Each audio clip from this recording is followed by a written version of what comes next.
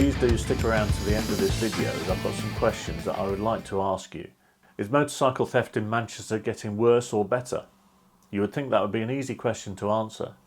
And certainly the crowd that gathered for the MAG Fight Motorcycle Theft meeting in Manchester were pretty unanimous on this issue. Can I get hands first for people who think it's got worse? Okay, pretty much everybody. Is there anybody who thinks it has improved? No. But is this perception correct? PNC data shows that the first half of 2023, motorcycle thefts were actually down by 28% compared to 2022. Who should we believe? The riders or the statisticians? Kate Green, the Deputy Mayor for Policing and Crime for Greater Manchester, was fairly open about the problems that Greater Manchester Police have been working through in recent years. We're going through a lot of change in Greater Manchester Police. You'll know, I guess, if you're local, that the police here had a very, very poor reputation, a very, very bad inspection report a couple of years ago. The force was in special measures. It came out of special measures last October, and we've been making a lot of investment and changes to support the Chief Constable in achieving that, including, as Colin's just said, benefiting from a national programme which has introduced a significant increase in the number of police officers across the country. And in Greater Manchester, we've absolutely seized that opportunity with both hands, and we are now back to over 8,000 police officers. Mike Parker, Chief Inspector for Roads Policing for Greater Manchester Police, was also pretty upfront about the fact that he hasn't actually got a fully functioning motorcycle response team at the moment. At this moment, our motorcycle capability is not as good as it will be next year. So I don't have, at this time until the 1st of April, a dedicated motorcycle unit. I have road policing officers who can ride motorcycles. So it's a little bit mixed match. Sometimes we've got motorcyclists on, sometimes we've not. Come the 1st of April, there'll be dedicated road motorcyclists working 7 days a week in Greater Manchester. So with this evidence, are we to believe that the motorcycle thieves simply heard about the plans that the Greater Manchester Police had and were scared off? Or is there something else happening here? PNC data does have to come with some caveats. It only covers road registered vehicles.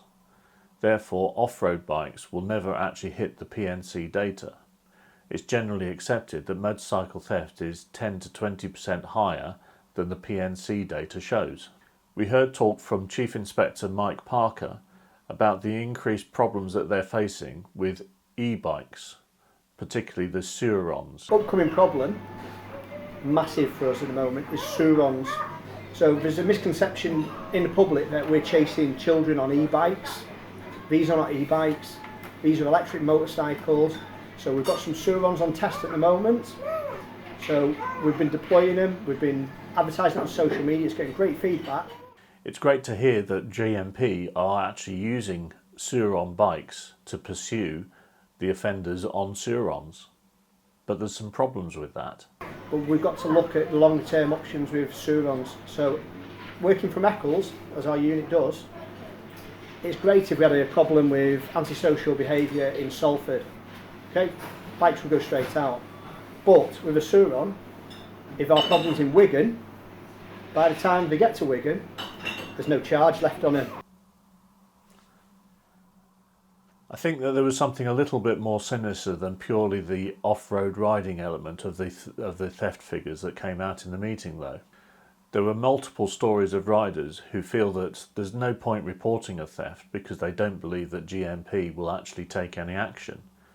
And what's worse, they also think that they're going to be financially wrecked by the insurance premiums if they have to report the theft of their motorcycle. We do hear stories like this very often where people are financially wrecked as a result of being a victim of crime.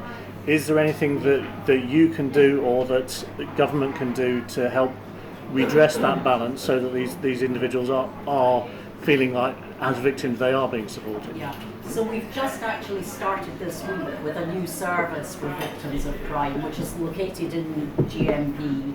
But I absolutely stress you don't need to want to go through the whole criminal justice process to be able to get the support of that service. So if you're a victim of the crime and you don't feel that you want to take the case through the courts and so on, we would still be able to refer you to that service for information, for any support you need if you've been injured. If you're thinking about, well, how might I apply for compensation, all of that kind of thing. Overall, there was plenty of positivity coming out from Greater Manchester Police and from the Deputy Mayor. Kate Green was in particular saying that there were areas of policy and lobbying that she thought that she might be able to help MAG with. I'm responsible for neighbourhoods for the City of Manchester, so a lot of the stuff that we will talk around after Mike's finished will be very much around some of the grasswork activity that we're doing in force at the moment, in terms of getting into the heart to the beast of it, in terms of identifying the offenders early on, trying to get into before they start offending in the first place.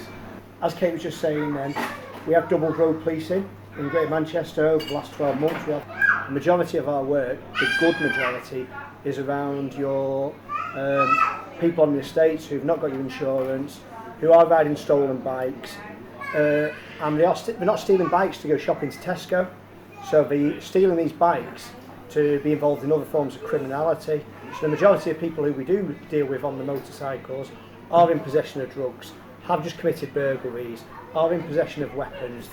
The motorcycle unit will be rebranded 1st of April, and that'll be called Operation Hurricane. We'll be working with our colleagues on neighbourhood around preventing to start with, so establishing who's doing it first and working with our partners like housing associations to find out where these bikes are. Because I think we're all really concerned about what we're hearing about people being reluctant to report to the police because you think it's a waste of time, it'll impact your insurance and so on, which is an interesting policy point, isn't it, Colin, that we ought to be talking to the insurance industry about it. But I would say this, but I really would encourage you to report to GMP because we need to know the scale of the picture. If I've invested in 60 more roads police officers, but that's nowhere near scratching the surface. When we're setting the budget for the police for the future years, it's the kind of thing we need to know, that there might be a lot of undisclosed crime and we ought to be investing in more officers to be able to tackle it. So I realise it's really soul destroying if you report it and nothing happens. As Steve says, the new Chief Constable is really not having that. He's saying every crime is to be followed up if it's reported, and I really apologise to those of you that have not had that experience. We are determined that's going to change, but we also need you to report so that we've got a proper idea of the scale of the problem and how much resource we need to invest to make sure that we're properly dealing with it. On the sentencing, none of us can control that, to be honest. That's up to the judges and the courts. I don't control those. The judges are independent. They've got sentencing guidelines. But what I would say is that MAG again may want to lobby about sentencing if you feel the powers are, and the sentences are inadequate. I have no say in sentences, nor do the police. But I do think it's probably worth a look at, Colin, whether we should do some more lobbying around that. Looking at civil courts and civil processes, the cost is often prohibitive for people to go to lawyers themselves. The delays are ridiculous. When you finally get an award from a civil court, the guy doesn't pay up anyway, and so then you've got to go back and ask the court to enforce the judgment. And I will have a bit of a think about whether there's anyone we could speak to in the civil legal system about that, and it might be that we could get somebody to come and meet the group at some point and talk about it. I do believe that the issue of under-reporting of thefts is something that we need to look at in more detail. I would be very keen to hear from anybody who has had a motorcycle stolen and has chosen not to report it to the police. Even if you considered whether if you had your motorcycle stolen you might not bother to report it, I'd like to hear from you. Hear what your opinions are and what you think about the situation. Please do get in touch with us, either by leaving comments below this video or by emailing us direct at MAG Central. The second area that I want to look into in more detail is the victim support services. If anybody out there has had experience of using the victim support services, I'd like to hear your opinions and your views on how it actually serves you. Is it delivering what you really need? Are there ways that it can be improved? Again, please let us know in the comments or by getting in touch directly by email at MAG Central.